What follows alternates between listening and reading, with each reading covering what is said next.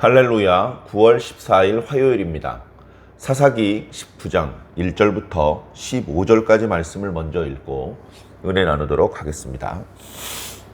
이스라엘의 왕이 없을 그때에 에브라임 산지 구석에 거류하는 어떤 레위 사람이 유다 베들레헴에서 첩을 맞이하였더니 그 첩이 행음하고 남편을 떠나 유다 베들레헴 그의 아버지의 집에 돌아가서 거기서 넉 달 동안을 지내매 그의 남편이 그 여자에게 다정하게 말하고 그를 데려오고자 하여 하인 한 사람과 나귀 2마리를 데리고 그에게로 가매 여자가 그를 인도하여 아버지의 집에 들어가고 그 여자의 아버지가 그를 보고 기뻐하니라. 그의 장인 곧 여자의 아버지가 그를 머물게 하매 그가 3일 동안 그와 함께 머물며 먹고 마시며 거기서 유숙하다가 넷째 날 아침에 일찍이 일어나 떠나고자 하매 그 여자의 아버지가 그의 사위에게 이르되 떡을 조금 먹고 그대의 기력을 돋운 후에 그대의 길을 가라 하니라. 두 사람이 앉아서 함께 먹고 마시매 그 여자의 아버지가 그 사람에게 이르되 청하노니 이 밤을 여기서 유숙하여 그대의 마음을 즐겁게 하라 하니 그 사람이 일어나 가고자 하되 그의 장인의 간청으로 거기서 다시 유숙하더니 5째 날 아침에 일찍이 일어나 떠나고자 하매 그 여자의 아버지가 이르되 청하노니 그대의 기력을 돋우고 해가 기울도록 머물라 하므로 두 사람이 함께 먹고 그 사람이 첩과 하인과 더불어 일어나 떠나고자 하매 그의 장인 곧 그 여자의 아버지가 그에게 이르되 보라 이제 날이 저물어가니 청하건대 이 밤도 유숙하라. 보라 해가 기울었느니라. 그대는 여기서 유숙하여 그대의 마음을 즐겁게 하고 내일 일찍이 그대의 길을 가서 그대의 집으로 돌아가라 하니 그 사람이 다시 밤을 지내고자 하지 아니하여 일어나서 떠나 여부스 맞은편에 이르렀으니 여부스는 곧 예루살렘이라. 안장 지운 나귀 2마리와 첩이 그와 함께 하였더라.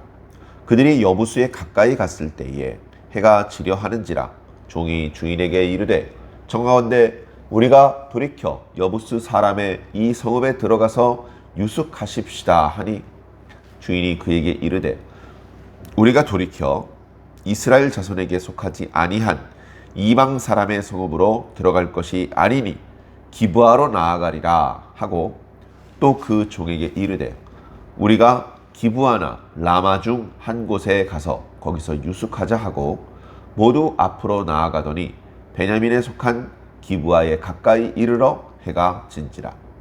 기브아에 가서 유숙하려고 그리로 돌아 들어가서 성읍 넓은 거리에 앉아 있으나 그를 집으로 영접하여 유숙하게 하는 자가 없었더라. 아멘. 자, 이제 오늘 말씀부터 사사기의 마지막 이야기가 시작됩니다. 그러면서 오늘 잠시 읽었던 말씀 속에 나타나는 것처럼 베들레헴을 배경으로 하는 그런 말씀입니다. 그래서 지난 시간에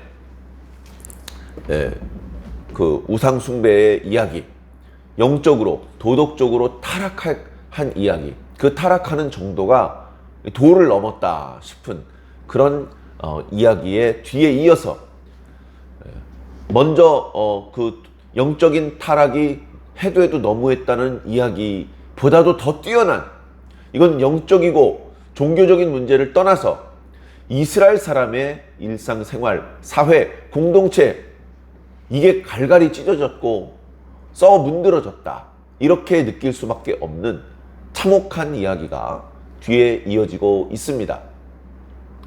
정말 끔찍한 이야기들이 뒤에 이어지고 있는데 이것이 이제 사사기에서 결론으로 제시하고 있는, 사사시대에 각자가 자기 소견대로 살면 이렇게 되고 말 것이라는 것을 분명하게 보여주는, 신랄하게 고발하고 있는 그런 말씀들입니다. 그래서 말씀을 읽으면서 마음이 무겁습니다만 담담하게 말씀을 읽어 내려가며 이 말씀이 우리에게 주시려는 그 메시지를 찾아보도록 하겠습니다. 자, 오늘 말씀에 보니까 에브라임 산지 구석에 한 레위 사람이 있었다라고 말하고 있습니다. 레위 사람이 예루살렘만 모여 살지 않고 성막 주변에만 모여 살지 않고 이스라엘 지파가 분배받은 모든 땅에 흩어져 살도록 되어 있었습니다. 물론 완전히 뿔뿔이 흩어지는 것은 아니겠죠.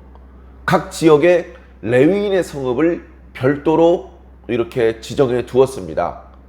각 지파가 땅을 분배받고 그 땅에 있는 성읍들을 분배받았죠. 그렇게 먼저 12지파가 분배를 받고 그 12지파가 분배받은 성읍들 중에 일정 성읍을 다윗 레위 사람들을 위해서 제공을 해 주었습니다. 레위 사람들한테 제공해 줄 때는 지난 시간에 말씀드렸던 것처럼 경제 활동을 위한 토지를 충분히 제공해 준 것은 아닙니다. 그저 그들이 머물 수 있는 숙소, 그것을 제공해 주는 정도였다라고 그렇게 생각할 수 있는 그런 정도로만 주었습니다. 어찌되었건 레위인의 성읍에 레위 사람들이 모여 살았던 것이죠. 그게 처음에 가나안 땅을 정복하고 여호수아에 의해서 그 땅이 지파별로 그 다음에 레위 사람들에게 분배되었을 때의 모습이었던 것입니다. 자, 그런데 지금 시간이 얼마나 지났는지 정확히 알 수는 없습니다만 에브라임 산지 구석에, 촌구석에 사람들이 많이 살지 않는 그런 곳에 레위 사람이 살았다라고 말하는 것은 뭔가 문제가 있는 것이죠. 레위인의 성읍에 살지 않고 거기서 멀리 떨어져 나와 살은 것입니다. 그러면 이 사람이 뭘 잘못해서 쫓겨났는지 스스로 나온 것인지 그런 것은 알 수 없지만 최소한 레위 사람들과 함께 어울려 살면서 레위인으로서의 사명을 감당하면서 사는 것은 아니었던 것이 확실해 보입니다. 그래, 거기서 뭘 하고 살았는지는 모르지만 거기서 첩을 얻어서 살았다라고 말하고 있습니다. 첩이라는 표현을 보니 본초가 있었던 것 같습니다. 본초가 죽어서 어쩔 수 없이 다른 사람을 아내로 맞이했다면 굳이 첩이라고 말하지 않았을 것입니다. 그 첩이라고 말하는 것을 보니 이미 아내가 있었고 그 외에 또 다른 여자를 아내로 맞이해 드렸던 것 같습니다. 이것이 레위인의 삶의 모습에 합당한 것이냐? 결코 그렇지 않죠. 결코 그렇지 않죠. 아내를 많이 두면 좋지 못하다, 그런 말씀을 드렸습니다. 몇 명부터 아내가 많은 것이냐? 2명부터는 많은 것입니다. 아내는 1명이면 족한 것이죠. 한 남자와 한 여자가 만나 둘이 하나가 되는 것, 그것이 태초에 하나님께서 사람을 두고 정해놓으셨던 계명이었지 않습니까? 자, 그럼에도 불구하고 어떤 사정인지는 알 수 없지만 레위인이 첩을 두었습니다. 그런데 이 첩이 또 간음을 했네요. 어떤 상황에서 간음을 했는지는 잘 모릅니다. 여기서 이 여자라는 이 단어는 특별히 젊은 여자를 가리키는 단어입니다. 레위 사람보다 이 여자는 아주 젊은, 그리고 나이 차이가 제법 많이 나는 그런 상황인 것을 개역 개정판 성경으로는 잘 드러나지 않지만 원문에 사용되고 있는 단어들을 보면 그런 것들을 느낄 수 있습니다. 그래, 간음을 하고 쫓아내지도 않았는데 자기 친정으로 도망갑니다. 친정은 유대 땅 베들레헴이죠. 친정으로 돌아갔는데 넉 달이 지났다고 합니다. 넉 달이 지났다는 표현을 보니 아내가 간음을 하고 또 도망가서 친정으로 가버린 것에 대하여 이 레위 사람이 기다렸던 것 같습니다. 어느 정도 쉬었다가 돌아오겠지 기다렸던 것 같은데 넉 달이 되도록 돌아오지 않자 직접 그 첩을 데려와야 되겠다, 그런 생각을 했던 모양입니다. 그래, 나귀 2마리를 준비해서 하인과 함께 갑니다. 아마도 돌아올 때는 그 첩을 그 나귀에 태워가지고 먼 길을 가야 되기 때문에 불편 없이 다녀올 수 있기 위해서 나귀를 준비했습니다. 나귀를 2마리 준비하고 또 하인까지 대동한 것을 보면 이 레위 사람이 먹고 사는 것을 걱정해야 될 처지는 아니었던 것 같습니다. 무엇으로 그가 이렇게 넉넉한 삶을 살았는지까지는 역시 알 수가 없습니다. 뭔가 이스라엘 사회답지 않은, 얼른 이해가 잘 되지 않는 그런 모습들이 계속해서 나오고 있죠. 자, 그렇게 해서 유대 땅 베들레헴까지 갔습니다. 여자가 그 레위 사람을 보고 알아보고 자기 아버지의 집으로 인도하여 드립니다.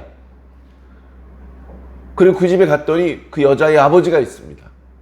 그 여자의 아버지는 웬일인지 이 레위 사람과 다투거나 하지 않고 반갑게 그를 영접해서 집으로 드립니다. 그리고 귀한 손님이 온 것처럼 여러 가지 귀한 음식을 아끼지 않고 접대를 합니다. 사흘간 이야기를 나누면서 음식을 먹고 마시면서 충분히 쉽니다. 과거에는 보통 손님이 오면 최소 3일은 자기 집에서 영접해서 쉬게 합니다. 웬고하니 어디를 다니려고 하면 많은 경비가 필요하고, 그리고 짐승을 타고 다니는 경우도 간혹 있지만 대부분의 경우 직접 걸어서 이동해야 되기 때문에 체력 소모가 만만치 않습니다. 그리고 낮에, 한낮에는 너무 뜨거워서 이동하는 것이 불가능합니다. 저녁에 어두웠을 때는 어두운 데로 주변이 보이지 않고 들짐승 또는 강도들의 위협이 있기 때문에 역시 이동을 할 수가 없죠. 그래서 빠른 속도로 먼 곳까지 가는 것이 어렵고 여행 자체가 매우 위험한 그런 일이었습니다. 그래서 최소 사흘 동안은 잘 먹고 잘 쉬면서 또다시 먼 곳을 떠날 수 있는 체력을 비축해야 하는 것이죠. 그래서 사흘 동안 먹고 마시면서 지내는 동안 이 레위 사람이 자신을 붙잡아 두는 이 장인 어른을 탓하지 않고 사흘 동안 있었습니다. 나흘째 되던 날 3일 동안 잘 먹고 잘 쉬었습니다. 이제는 이만 돌아가야 되겠습니다. 그렇게 인사를 하고 나려고 하는데 그 여자의 아버지가 붙잡습니다.